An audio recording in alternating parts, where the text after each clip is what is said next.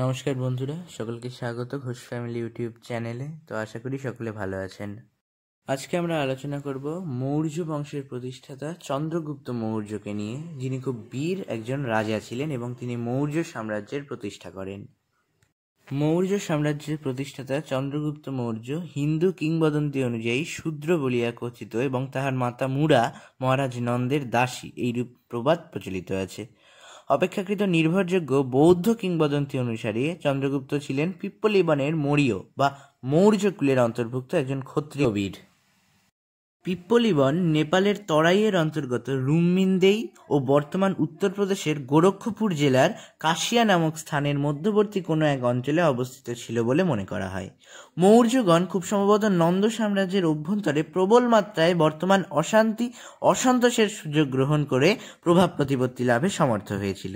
চন্দ্রগুপ্ত মৌর্য কুলের অধিনায়ক ছিলেন, এইরূপ অনুমিত হয়। চন্দ্রগুপ্ত মৌর্যের প্রথম জীবন। চন্দ্রগুপ্তের প্রথম জীবন সম্পর্কে প্রামাণিক কোনো বৃত্তান্ত পাওয়া যায় না। তিনি ব্যাধ, পশুপালক ও পক্ষী শিকারীদের মধ্যে লালিত পালিত হয়েছিলেন, এরূপ জানা যায়। প্লুটার্ক বলছেন যে অ্যান্ড্রোকোটাস অর্থাৎ চন্দ্রগুপ্ত যখন নিতান্ত নবীন বয়সী এক যুবক আলেকজান্ডারের সঙ্গে তার সাক্ষাৎ হয়। আলেকজান্ডার তার প্রগল্ভ আচরণ ও তথাকথিত নিজ বংশের জন্য তাকে খুবই ঘৃণা এবং অবজ্ঞার চোখে দেখতেন, এই বলিয়াও জানা যায়। সম্ভবত নন্দ শাসনের অবসান ঘটানোর জন্যই গ্রিক বাহিনীর সাহায্য লাভ আলেকজান্ডারের সহিত চন্দ্রগুপ্তের সাক্ষাতের উদ্দেশ্য ছিল। জাস্টিন নামের আর একজন গ্রিক লেখকের মতানুসারে আলেকজান্ডার চন্দ্রগুপ্তের স্পষ্টোক্তিতে অসন্তুষ্ট হয়ে এই সাহসী যুবকের প্রাণদণ্ডের আদেশ দেন, কিন্তু চন্দ্রগুপ্ত দ্রুত পলায়নের দ্বারা প্রাণ রক্ষা করেন। চন্দ্রগুপ্ত অম্ভীর ন্যায় দুর্বল চেতা নন, তিনি বিজেতা আলেকজান্ডারের অনুগ্রহ ও ঔদার্যের উপর নির্ভর করে স্বীয় রাজ্য রক্ষায় প্রণোদিত হবেন। তিনি ভিন্ন ধাতুতে গড়া ছিলেন। চন্দ্রগুপ্তের রাজ্য জয়। আলেকজান্ডারের যুদ্ধ শিবির থেকে পালানোর পর চন্দ্রগুপ্ত চাণক্য বা কৌটিল্যের সংস্পর্শে আসেন। চাণক্য ছিলেন তক্ষশিলাবাসী এক কুটবুদ্ধি ব্রাহ্মণ। নন্দ সম্রাটের দ্বারা তিনি অপমানিত হইয়াছিলেন, এইরূপ প্রবাদ আছে। বিন্ধ্যারণ্যে প্রাপ্ত মৃত্তিকা প্রথিত অর্থের সাহায্যে তাহারা এক সৈন্যদল গড়িয়া তোলেন।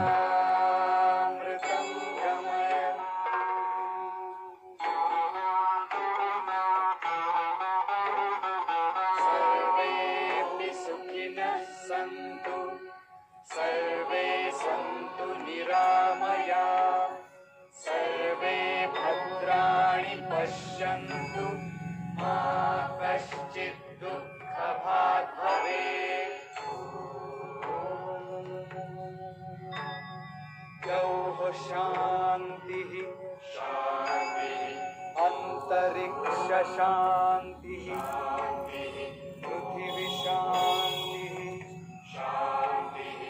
आप शांति औषधय शांति वनस्पतय शांति विश्वे देवाः शांति काम शांति क्रोध शांति ब्रह्म शांति सर्व शांति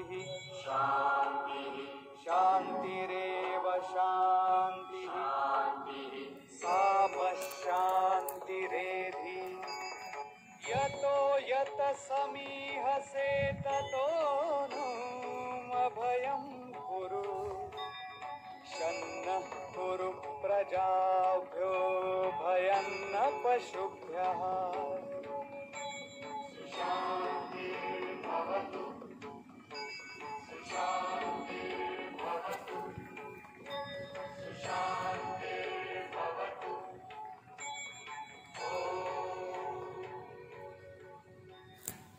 ওই সেনাবাহিনীর সহিত সংঘর্ষে নন্দ সম্রাট পরাজিত হন।